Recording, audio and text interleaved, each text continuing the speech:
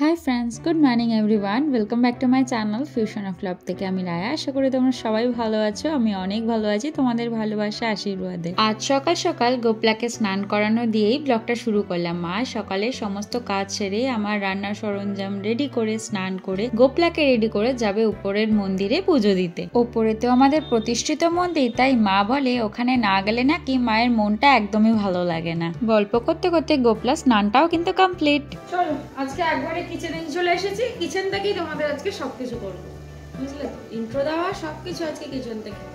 ভাবলাম প্রতিদিন তো ওই বাইরে থেকেই তোমাদের ইন্ট্রো দিই, তবে আজকে কিচেন থেকেই সবকিছু করবো। এদিকে ভাতটা বসিয়ে দিয়েছিলাম, ভাতের জল গরম হয়ে গেছে। এখান থেকে একটু তুলে নিই জলটা, মানে এই জল দিয়ে তো তরকারি রান্না করি, তাহলে আমার সুবিধা হয়। আজকে রান্না বসাতে বসাতে মিনিমাম অনেকটাই লেট হয়ে গেছে। আমি ঘুম থেকে উঠেছিলাম, কিন্তু রান্না বসাতে লেট হয়ে গেছে। দাঁড়া, চালটা দিয়ে নিই, তারপর তোমাদের সাথে গল্প করছি।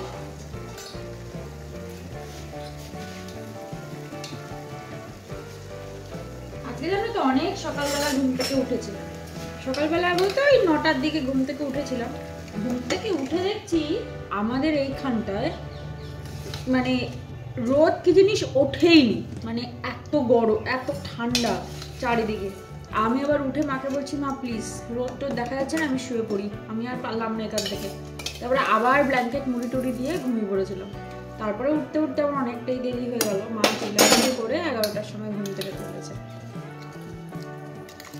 ঘুম থেকে উঠে আমি ফ্রেশ হলাম, ফ্রেশ হয়ে আমার বেড গোছানো সমস্ত কমপ্লিট করলাম। আর দেখলেই তো গোপলুকে মা স্নান টান করি এখন যাচ্ছে।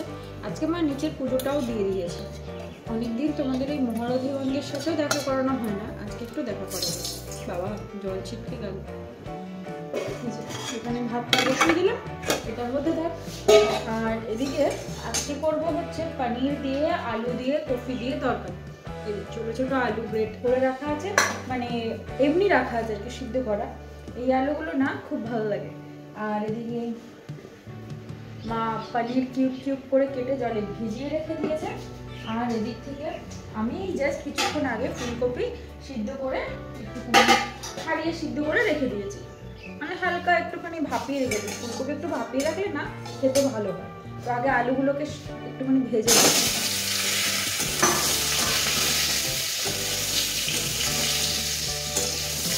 এবার পনিরগুলো হালকা হালকা করে ভেজে নিচ্ছি। আমি আগেই জল গরম করে রেখেছি। ভাজা পনিরগুলো ওই জলেই রাখবো, তাতে পনিরগুলো না অনেক সফট হয় খেতে। এদিকে কাকেও ঘর মুছতে চলে এসছে, আর কাকির সাথে রোজ আমার একটা চুটিয়ে গল্প হয়। কাকেও ঘর মোছে আর এদিকেও আমি রান্না করি, গল্পটা বেশ জমে ওঠে। এবার আসি ফোড়নের গল্পে। তেল অলরেডি গরম হয়ে গেছে, আর সাদা জিরেটা হাতে একটু স্ম্যাশ করে দেবো, তাতে না একটু জিরের ফ্লেভারটা খুব ভালো আসে। সাথে দিয়েছি একটু গোটা গরম মশলা, এলাচ, দারচিনি, লবঙ্গ আর গোলমরিচ। আর এলাচটাকে একটু ফাটিয়ে দিলে স্মেলটা খুব ভালো আসে। আর তার সাথে দিয়েছি আমার ওই স্বাদের কাঁচা লঙ্কা, যেটা না দিলে তো আমার রান্নাই ইনকমপ্লিট থেকে যায়।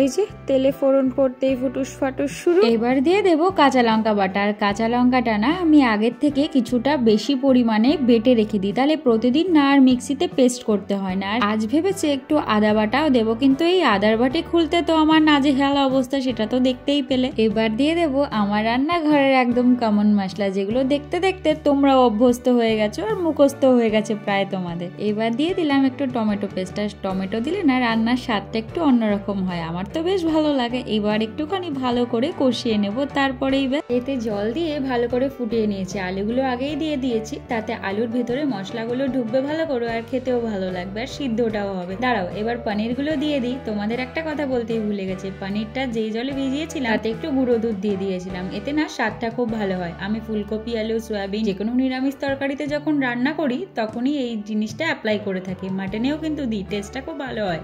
এবার তোমাদের তো বলেছিলাম রান্নাতে একটা টুইস্ট আছে, একটু টুইস্ট করবো। তবে আজকে না একটু প্রবলেম হয়েছে, কড়াইটা মারে গেছে ছোট আর সবজি হয়ে গেছে এত। এবার তাতে বোঝা খুব মুশকিল হয়ে গেছে কি হবে না হবে। এখানে ফুলকপিগুলো দিয়ে দিয়েছি, কিন্তু পুরো ডুবো ডুবো হয়ে গেছে। এবার জল কতটুকু রাখবো, ঝোল কতটুকু কি করবো, সেটাই বুঝে উঠতে পারছি না। মার এদিকে পুজো দেওয়া হয়ে গেছে, এবার আসুক কতক্ষণে। আর এই যে এটা ছিল না, এইটার কাজ আজকে পুরো গ্রেট করে এর মধ্যে দিয়ে দেবো। পুরো যে মানে এখানে যে পনিরটুকুনি আছে সবটুকুনি পুরো গ্রেট করে এর ভিতরে দিয়ে দেবো। এটাকে গ্রেট করে দিয়ে এটাকে নাড়ানোটা তো খুব ডিফিকাল্ট হয়ে যাবে, কারণ অবস্থা যা, নাড়াতে তো পারবো না। কড়াইটাকে সবশেষে ট্রান্সফার করতেই হলো, কারণ মা একটু মটরশুঁটি রেখে গেছিল, মটরশুঁটিটা এখানে দিয়ে আবার জল দিয়ে একটু গরম ফুটিয়ে এর মধ্যে দিয়ে দিলাম, কারণ এতটা না হলে হয়ে উঠতো না। আর এই পাশে কড়াই বসানো, সেখানে মা সরষের শাক ভাজা। মা কি ফোড়ন দেবো? তেল বেশি দিলাম? আরো তেল? বড়ি ভাজবো তো। দাও আমি দিয়ে দিচ্ছি এই তেল। না এই তেলে ভাজতে যাবে না বড়ি, সব তেল টেনে না, এক্সট্রা হয়ে যাবে এক্সট্রা।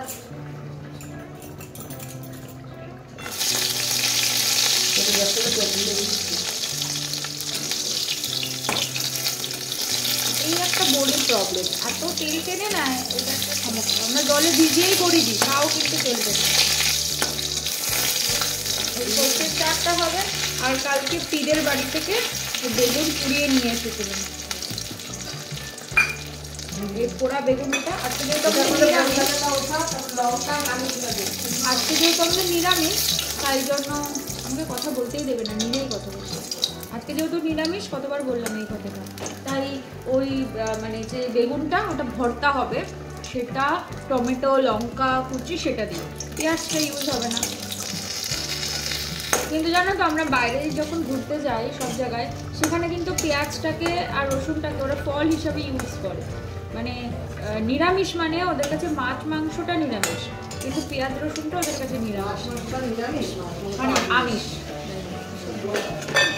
বলতে পারি। এই যে বড়ি ভাজা কমপ্লিট হয়ে গেছে, একটু কালো জিরে, না শুকনো লঙ্কা নেই তো, নিচ থেকে বের করতে হবে। নিচ থেকে বের করতে কি তো কষ্ট। ইয়েস, সব হাতের সামনে নিয়ে বসতে হবে। সেটাই, কড়াইটা পুড়ছে, কড়াইটা তো ঢেকলা করেছিস পুড়িয়ে পুড়িয়ে। আমি ভাবছিলাম তুমি কথাটা কখন বলবা, আরে কড়াইটা কি করে পুড়ে গেল আমি ঠিক বুঝে উঠতে পারলাম না। তো তুমি ছোট কড়াই, যেই গুঁড়ো দুধটা রয়ে গেছিলো সেটা রেখে দিলে মনটা ওই দিকেই পড়ে থাকবে। আর আমি তো এইভাবে গুঁড়ো দুধ খেতে এত ভালোবাসি, ছোটবেলার সেই স্বভাবগুলো আমার বদলাতে একদমই ভালো লাগে না। এমনিতে অনেক বড় হয়ে গেলাম, এইটুকু ছোটবেলার স্বভাবটা নয় সাথে থেকেই যা। চুকরি বুকরি খেতে চলে এসেছে, ওদের টাইম হয়ে গেছে। মা এখন আজকে পুজো দিয়ে আসেনি, কিন্তু ওরা খেতে চলে এসেছে, দেখেছো? আর এই যে টপি অপেক্ষা রত, মা কখন আসবে তার জন্য। টপি, টপি তুমি খেয়েছ? হ্যাঁ টপি, কি অবস্থা দেখো, যত রাজ্যের পাতা পুতা এসে এই উঠোনটার মধ্যে একদম ওর বাড়ি। দেখো এদিকে 4 শালিক বসে রয়েছে, সবাই খেতে চলে এসেছে। আর এখানকার এক একটা শালিকের আবার বসার স্টাইল আছে। ওই দেখো ওই দেখো ওই দেখো, এক পা তুলে বসে আছে, দেখেছো? ওদের অনেক স্টাইল আছে বসার, ওরা আবার এক একজন এক এক স্টাইলে বসে। অত এগুলো তুলে রাখো কেন? হলুদ হলুদ ফুলগুলো পুজো দিতে, পুজো দেওয়া যায় নাকি এগুলো দিয়ে? যা পাই তাই। এতগুলো আমাদের বাড়িতে ফুল, তাও ফুল নেই কেন? গাঁদা ফুলগুলো তো ভর্তি। মাথার মধ্যে মশা, মাথার মধ্যে মশা। আরে হাত দাও তুমি, আমি ফোন এটা এই কপালে। হ্যাঁ ওই দেখো টপির জায়গার জামা প্যান্ট কোথায়? ওখানে দিয়ে দিয়েছো, আর ওখানে শুয়ে রয়েছে।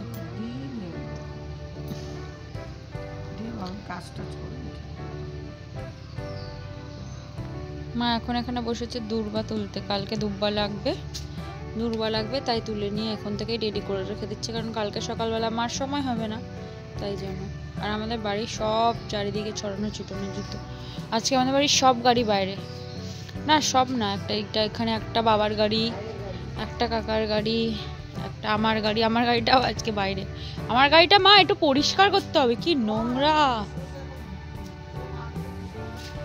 না আমার গাড়ি পরিষ্কার করতে ভালো লাগে না। গাড়িটাকে একটু স্টিকার লাগাতে হবে, গাড়িটা যেখানে যেখানে মানে রং চটে গেছে একটু কালার করে দেবো, বা একটু স্টিকার লাগিয়ে নেবো, হয়ে যাবে। হয়েছে 2-3টে জায়গায় একটু রংটা চলে গেছে, যে এইসব খুশটা খাসটা খেয়ে হয়ে গেছে হয়তো, রং চলে গেছে কয়েকটা জায়গায়, সেটা ঠিক করতে হবে। রুডির গাড়িতেও এরকম সিট কভার লাগাতে হবে, সিট কভার না লাগালে হবে না, যেটাতে চাইছিলাম সিট কভার না। আর এই যে হ্যান্ডেল কাভারটা না লাগালে না এই ব্যাপারটা অনেক সরু থাকে, সেখানে প্রবলেম হয়। এই হ্যান্ডেল কাভারটা আর এই সিট কাভারটা এই দুটো লাগালে ঠিকঠাক হয়। না ওই দোকানে ছিল না, তাই জন্য লাগাতে পারেনি মা। ওই যে ঘরের দুয়ারে বসে বসে কাজ করছে। কিসের দুধ? Mother dairy. কখন খায় দুধ বাবা?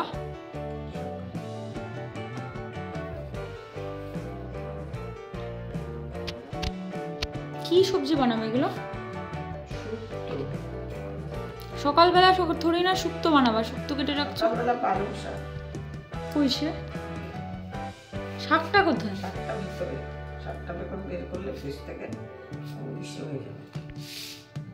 এইটা সকালবেলা পালং শাক দিয়ে রুটি খেয়ে যায় বাবা? পালং শাক, শিম আর পেঁপে। ও সকালে শুধু পালং শাকের তরকারি বানাবা? আর ওইটা পালং শাক দিয়ে বানাবা? ও গাজর আলু কি আর পটল, ঝিঙা, বেগুন, গাজর আর বিটও দেবা নাকি? সকালে থোড়ি না আমি রান্না করবো, পালং শাক রান্না করবা তুমি। কে বলেছে সকালে রান্না করতে? তুমি বললা দিয়ে দিবি একটু, আমি শুনলাম দিয়ে দি একটু, আমি শুনলাম দিয়ে দেবো। এই বিটের রস খাওয়া খুব ভালো জানো মা, খাস না কেন? স্কিন ভালো থাকে। দেবো করে না বাবা দাও। বাবাকে একদিন খেলে বলবি হ্যাঁ ঠিক। একজন আগের দিন বলছিল কি কি দিয়েছিল বলো তো, ওর মধ্যে পালং শাক, বিট, গাজর আর একটু আমলকি দিয়ে জুস, এইটুখানি হতো। রোজ সকালে খালি পেটে খাই। শুনলি এমনি খাই না ভালো, আমি গাজর এমনি ভালো লাগে, রস করে একদিন খেয়ে দেখবো কেমন লাগে, ঠিক আছে? তারপরে আমি জানি আর খেতে পারবো না। কেউ খায় বিট গাজর, কিন্তু এগুলো এমনি এমনি খেতে নেই জানো। বিট গাজর এগুলো একটুখানি একটু মানে ভাপিয়ে নিতে হয়, একদম এগুলো কাঁচা কাঁচা খাওয়া ভালো নয়। যে মামনের দেখলে না কি অবস্থা হলো একবার এইসব কাঁচা সবজি খেয়ে। কাঁচা সবজি হ্যাঁ আরে কাঁচা সবজি না, ওকে বলে দিয়েছিল যে এই যে গাজর, তারপরে ধনেপাতা, না ধনেপাতা এই সব থেকে ওই জিনিসটা হয়েছিল। মানে এই যে সবজিগুলো এগুলো সবসময় কাঁচা খেতে না করেছে। এই যে গাজর রান্না করে তো, হ্যাঁ তো এগুলো জুস বানানো মানে তো কাঁচাই খাওয়া। জুস বানানো কাঁচা খাওয়া? তো সিদ্ধ করে বানায়। তা কাঁচা জুস, কাঁচা জুস করে বিট গাজর পালং শাক পাতা রিসে। অনেকে আবার কি করে বলো তো মা, লাউ আছে না, লাউ আছে না, লাউয়েরও জুস খায়। চলো সকালে ঘরের মধ্যে যাই, আর এখানে বসে থাকা যাচ্ছে না, বিভৎস। ক্যাপসিকাম দিয়ে ডিম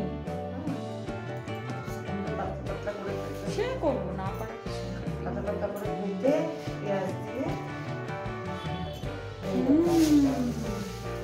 এই আমরা সন্ধ্যাবেলা এখন দুজনে মিলে চা নিয়ে বসেছি, আর এখন চা খাওয়ার আমাদের জায়গা হয়ে উঠেছে সন্ধ্যাবেলা বিছানা। এই যে এখন বিছানা ছাড়া চা খায় না। দিদুন আগে থাকতো, দিদুনের এই স্পেসটা এখন ফাঁকা, বা মায়ের জায়গায় দিদুন বসতো, আর আমি তো একদম কম্বলে মুড়ে একদম মনে হচ্ছে আমার সারাক্ষণ কম্বলে ঠান্ডা একদম যাচ্ছে না। আমি সবসময়ের জন্য একটু কম্বলে মুড়েই থাকি, কারণ আমার খুব ঠান্ডা লাগে। আমি সোয়েটার কম পরতে দেখবো, আমি সবসময় কম্বলে গুজুমুজু হয়ে থাকি। কি কাজ করবো? আমার নিজের কাজ করতে হয়েছে কম্বলের তলায় বসে বসে। এত ঠান্ডা পড়েছে আমাদের এখানে, মানে জাস্ট বাইরে বেরোনোটা একদম দায় হয়ে দাঁড়িয়েছে। মানে ঘরেও কিছু না পরে সোয়েটার চাদর গায়ে না দিয়ে একদম থাকা যায় না।